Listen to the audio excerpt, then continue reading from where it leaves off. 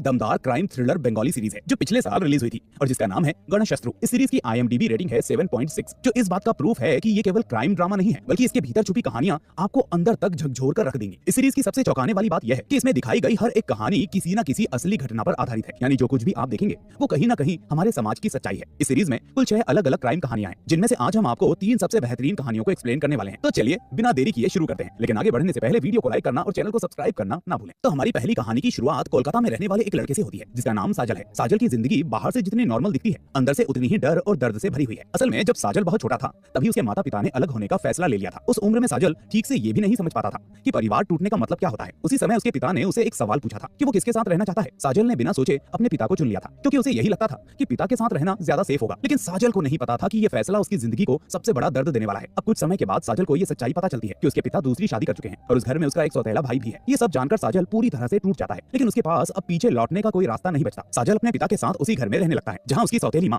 हर दिन उसे मानसिक और शारीरिक रूप से टॉर्चर करती है। वो छोटी छोटी बातों पर साजल को बेइज्जत करती है और उस पर हाथ उठाने से पीछे भी नहीं हटती। सबसे दर्दनाक बात यह थी कि साजल का अपना पिता भी कभी उसके साथ खड़ा नहीं होता था, बल्कि वही उसे सबसे ज्यादा मारता पीटता था। वहीं साजल चुपचाप ये सब सहता रहता है, क्योंकि उसके पास और कोई विकल्प नहीं होता। वो जानता था कि अगर उसने विरोध किया तो हालात और भी खराब हो जाएंगे, लेकिन हर मार के साथ उसके अंदर कुछ टूटा जरूर था। साजल ने अपने मन की गिनती शुरू कर दी थी। वो हर एक थप्पड़ को याद रखता था। उसने खुद से ये तय कर लिया था कि जिस दिन उसके ऊपर किए गए थप्पड़ों की गिनती 1000 पूरी हो जाएगी, उस दिन वो सबक सिखाए बिना नहीं रुकेगा। इस यातना में उसका सौतेला भाई काजल भी पीछे नहीं था। काजल साजल के साथ हमेशा झगड़ा करता था और उसे मारता पीटता था। उसके लिए साजल सिर्फ एक बोझ था। इस तरह साजल का घर सिर्फ नाम का घर बनकर रह गया था, जहां ना अपनापन था और ना ही प्यार ना ही सेफ्टी थी। इसी वजह से साजल को घर लौटना बिल्कुल पसंद नहीं था। लेकिन उसकी जिंदगी में कुछ दोस्त ऐसे थे जो उसके लिए परिवार जैसे थे। साजल अपने दोस्तों के सामने अपना सारा दर्द खोलकर रख देता था। उसके दोस्त ये सब सुनकर अंदर से टूट जाते थे, क्योंकि उन्हें पता था कि साजल हर दिन किस नरक से गुजर रहा है। इसी बीच एक दिन हालात और भी बदतर हो जाते हैं जब साजल के पिता अचानक उस पर चोरी का इल्जाम लगा देते हैं। उनका कहना होता है कि साजल ने उनके पैसे चुराए हैं। साजल को इन पैसों के बारे में कुछ भी पता नहीं होता। वो बार बार समझाने की कोशिश करता है कि उसने कुछ भी नहीं किया, लेकिन उसके पिता उसकी एक भी बात सुनने को तैयार नहीं होते। वो गुस्से में साजल को बेरहमी से पीटते हैं और धमकी देते हैं कि अगर पैसे वापस नहीं मिले तो वो उसे घर से निकाल देंगे। ये सुनकर साजल पूरी तरह से टूट जाता है। उसे समझ नहीं आता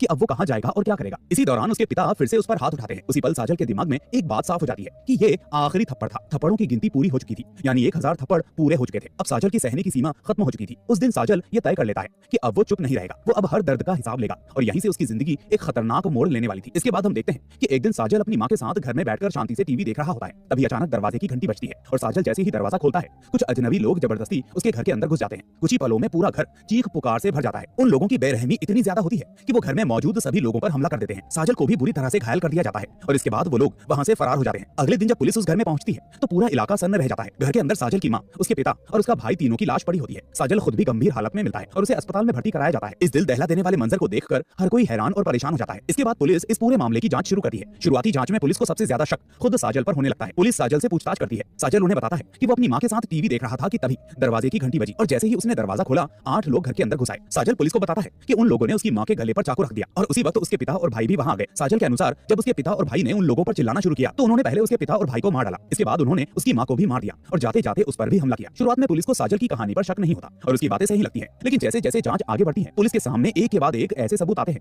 जो साजल की कहानी पर सवाल खड़े करने लगते हैं। इसके बाद पुलिस साजल को दोबारा पूछताछ के लिए बुलाती है। इस बार साजल की बात में बदलाव नजर आता है। वो कहता है कि उसके घर में 8 नहीं बल्कि 7 लोग आए थे। ये सुनते ही पुलिस चौकन्नी हो जाती है, क्योंकि पहले साजल ने 8 लोगों की बात कही थी। पुलिस साजल से ये भी पूछती है कि उसने कहा था कि उसके पिता और भाई रात 8:30 बजे घर आए थे, जबकि सीसीटीवी फुटेज में साफ दिखाई देता है कि उसके पिता ने अपनी दुकान रात 9:30 बजे बंद की थी। ऐसे में साजल का बयान गलत साबित होने लगता है। ये सब सुनने के बाद साजल समझ जाता है कि उसका बनाया हुआ प्लान अब फेल हो चुका है। पुलिस उससे सख्ती से पूछताछ करती है और दबाव बनाती है और आखिरकार साजल टूट जाता है और वो सारा सच बताने का फैसला करता है। साजल पुलिस को बताता है कि उसके पिता, उसकी मां और भाई उसे लगातार शारीरिक और मानसिक रूप से प्रताड़ित करते थे। वो रोज रोज के इस टॉर्चर से पूरी तरह से तंग आ चुका था। वो अक्सर न्यूज चैनल देखा करता था ताकि उसे ये समझ में आ सके कि हत्या कैसे की जाती है और उसके बाद सबूत कैसे मिटाए जाते हैं। इन्हीं सब चीजों को देखकर उसके दिमाग में ये खौफनाक योजना बनती है। साजल इस प्लान में अपने दोस्तों को भी शामिल कर लेता है और उसके दोस्त उसका साथ देने के लिए तैयार हो जाते हैं। सभी मिलकर ये तय करते हैं कि जब साजल घर में मौजूद होगा तभी वो लोग यहाँ आएंगे। प्लान के अकॉर्डिंग सबसे पहले साजल की मां को मारने का फैसला किया जाता है। उसके बाद जैसे ही उसका भाई और पिता घर में दाखिल होंगे उन्हें भी खत्म कर दिया जाएगा। सब कुछ बिल्कुल प्लान के मुताबिक होता है। जब साजल के पिता और उसका भाई घर आते हैं तो उन दोनों की भी हत्या कर दी जाती है। साजल खुद अपने बड़े भाई को मार देता है क्योंकि उसके दिल में उसके लिए बदले की आग भरी हुई थी। इसके बाद साजल कुछ केमिकल और सॉल्यूशंस लेकर आता है ताकि हत्या में इस्तेमाल किए गए हथियारों से खून के निशान साफ कर दिए जाए। इसके बाद प्लान के अनुसार उसके दोस्त साजल को कुर्सी से बांध देते हैं और उसके कपड़े फाड़ देते हैं ताकि सबको यही लगे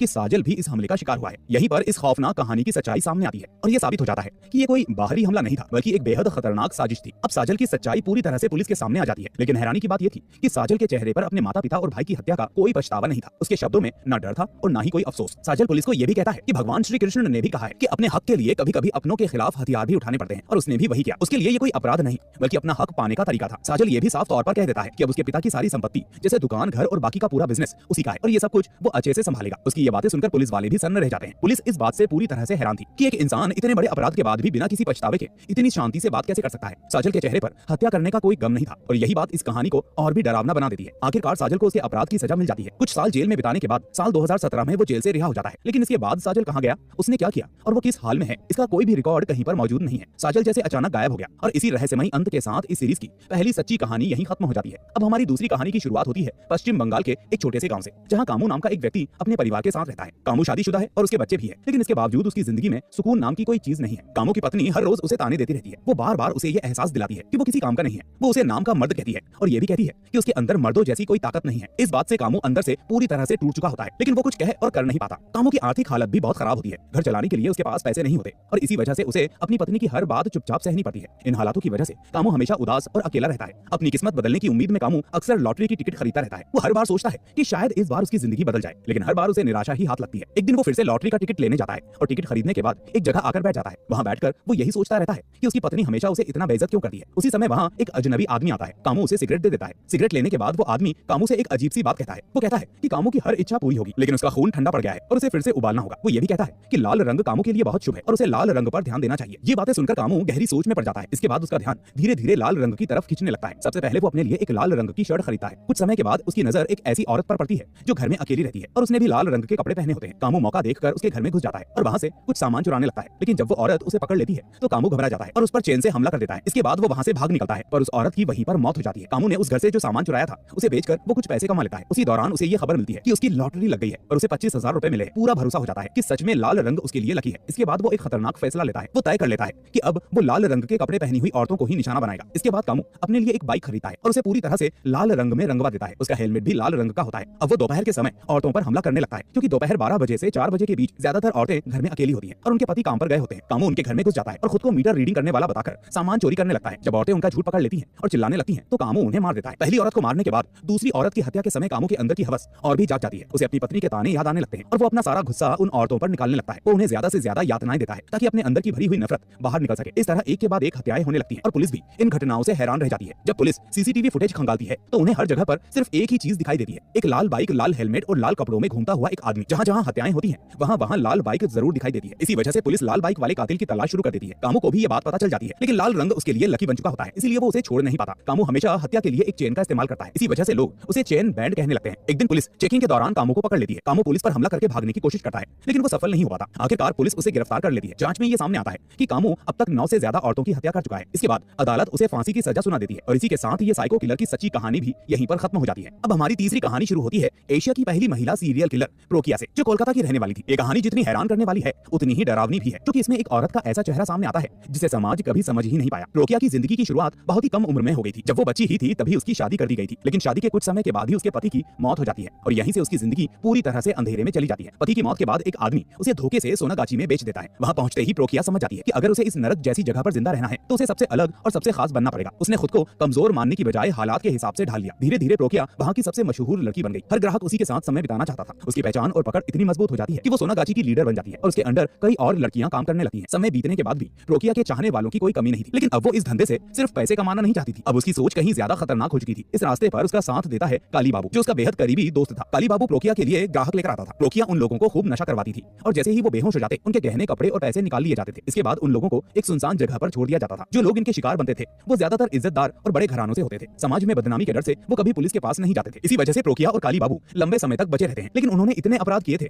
कि आखिरकार पुलिस तक इसकी खबर पहुंची गई। अब इंस्पेक्टर प्रियनाथ इस पूरे मामले की गहराई से जांच करने लगता है। वो लगातार इनके पीछे पड़ जाता है। काली बाबू को जब ये एहसास होता है कि इंस्पेक्टर प्रियनाथ बहुत ज्यादा करीब आ चुका है तो वो प्रोकिया को समझाता है कि अब ये काम जारी रखना खतरे से खाली नहीं है। लेकिन प्रोकिया बिल्कुल भी घबराती नहीं है। प्रोकिया काली बाबू से कहती है कि उसने आगे का रास्ता भी सोच लिया है। वो एक नई योजना बनाती है। वो कहती है कि वो अपनी एक लड़की को इस तरह से तैयार करेगी जैसे वो किसी अच्छे और इज्जतदार परिवार की शादी लायक लड़की हो। काली बाबू उसके लिए रिश्ता ढूंढेगा। योजना के अनुसार जैसे ही शादी हो जाती है दूल्हे से सारा पैसा और कीमती सामान निकाल लिया जाता है और फिर उसकी हत्या कर दी जाती है। इसके बाद ये लोग वहाँ से गायब हो जाते हैं। ये फर्जी शादियों का खेल लंबे समय तक चलता रहता है। कई लड़के इस जाल में फंसते जाते हैं और एक के बाद एक मारे जाते हैं। इस काम से सबको खूब पैसा मिलने लगता है और पूरा गिरोह ऐश करने लगता है। इसी बीच हम देखते हैं कि प्रोकिया को हरी से बहुत लगाव था। हरी काली बाबू का बेटा था, लेकिन प्रोकिया उसे अपने बेटे की तरह मानती थी और उसकी हर जरूरत का ख्याल रखती थी। उधर इंस्पेक्टर प्रियनाथ को बार बार खबरें मिलने लगती हैं कि दुल्हों के साथ कुछ भयानक घटनाएं हो रही हैं। जब वो इन मामलों की कड़ियों को जोड़ता है तो धीरे धीरे उसे ये समझ में आने लगता है कि इन सबके पीछे काली बाबू का हाथ है और यहीं से इस खौफनाक कहानी का अगला मोड़ शुरू हो जाता है। इसलिए इंस्पेक्टर काली बाबू के घर आता है और पूरे घर की तलाशी लेता है। तलाशी के दौरान वहां से उसे काफी सारे गहने और पैसे मिल जाते हैं। ये सब देखकर साफ हो जाता है कि ये सारे अपराध काली ने ही किए हैं। लेकिन प्रियनाथ को पहले से ही शक था कि इस पूरे खेल में प्रोकिया की भी कहीं ना कहीं इन्वॉल्वमेंट है। इसी शक के चलते वो काली को बुरी तरह से टॉर्चर करता है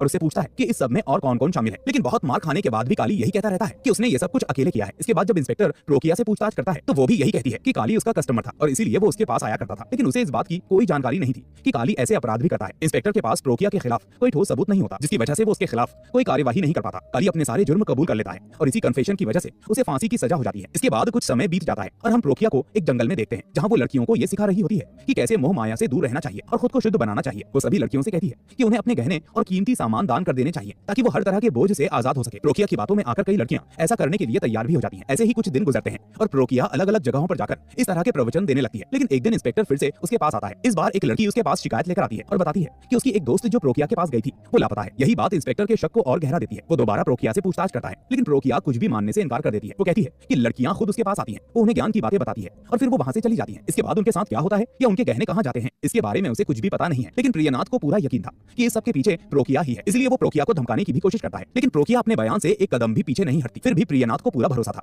कि प्रोकिया ने ये सब किया है और वो जान चुका था कि प्रोकिया की एक ही कमजोरी है और वो है हरि। इसलिए वो हरि को पुलिस स्टेशन बुलाता है और प्रोकिया से कहता है कि अगर प्रोकिया अपना क्राइम कन्फेस नहीं करेगी तो वो अपनी रिपोर्ट में ये लिख देगा कि ये सब हरि ने किया है और उसी ने उन लड़कियों को मारा है। ये सुनकर प्रोकिया काफी डर जाती है लेकिन फिर भी वो कुछ भी नहीं बताती। अब इंस्पेक्टर हरि को बहुत पीटने लगता है। ये देखने के बाद प्रोकिया और ज्यादा घबरा जाती है क्योंकि वो हरि से बहुत प्यार करती थी और हरि उसके लिए उसके बेटे के जैसा था। इसलिए वो पुलिस ऑफिसर से कहती है कि वो अपना क्राइम कन्फेस करने के लिए तैयार है। फिर वो बताती है कि वो लड़कियों को कैसे मारती थी। दरअसल वो लड़कियों को कहती थी कि शुद्धि के लिए उन्हें लेक जाना होगा। जैसे ही लड़कियां लेक में जाती प्रोकिया उन्हें डुबाकर मार देती और उनके सारे गहने लेकर एक गुप्त जगह पर रख देती थी। प्रोकिया आगे बताती है कि वो काली के साथ मिलकर दूल्हों को मारती थी तो उनके ग्रुप में कई लोग शामिल थे। लेकिन जब उन्हें लगा कि अब पकड़े जाने का खतरा बढ़ गया है तो दोनों ने मिलकर अपने सभी ग्रुप के लोगों को जहर दे दिया और फिर उन्हें क्रिश्चियन ग्रेवयार्ड में जाकर गाड़ दिया। ये सुनकर इंस्पेक्टर भी पूरी तरह से शॉक हो जाता है क्योंकि दोनों ने मिलकर अपने ही ग्रुप के सभी लोगों को मार दिया था। जब पुलिस वहां जाकर ग्रेवयार्ड की तलाशी लेती है तो वहां पर कई लाशें मिलती हैं। साथ ही अलग अलग लेक में भी तलाशी होने पर कई लड़कियों की बॉडीज मिलती हैं और प्रोकिया के पास वो सारी ज्वेलरी भी मिलती है जो उसने लड़कियों से छीनकर छुपा रखी थी। लेकिन प्रोकिया को अभी भी अपने किए पर कोई पछतावा नहीं था। उसका कहना था अब चाहे पुलिस उसे मार भी दे लेकिन वो उसे खत्म नहीं कर सकती। इसके बाद प्रोकिया को भी फांसी की सजा हो जाती है और यहीं पर ये तीसरी स्टोरी भी खत्म हो जाती है। तो दोस्तों आपको ये तीनों दिल दहला देने वाली सच्ची कहानियां कैसी लगी हमें कमेंट करके जरूर बताएं। साथ ही वीडियो पसंद आया हो तो इसे लाइक करके चैनल को सब्सक्राइब करना ना भूलें। हम फिर मिलेंगे एक और ऐसी ही शानदार कहानी के साथ। Till then take care and